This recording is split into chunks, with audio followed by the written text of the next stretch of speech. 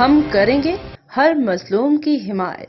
السلام علیکم، میں ہوں حرین فاطمہ اور آپ دیکھ رہے ہیں حمایتی نیوز HD چینل۔ نظر ڈالتے ہیں آج کی اہم خبروں پر۔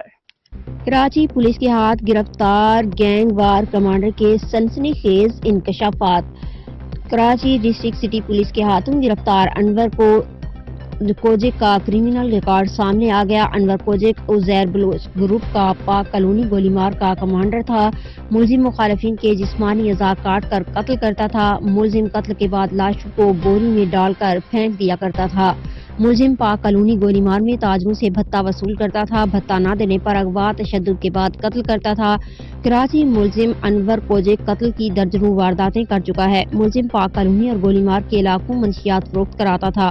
ملزم 2009 میں پہلی بار منشیات اور پسٹل میں پاک کالونی سے گرفتار ہوا۔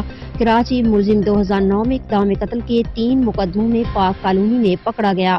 ملزم نے تاجروں پر بھتے کے حصول کے لیے حملے کیے تھے۔ ملزم انور کوجک 2009 میں دو بار منشیات میں بند ہوا تھا۔ احمد دین حمایتی کی رپورٹ۔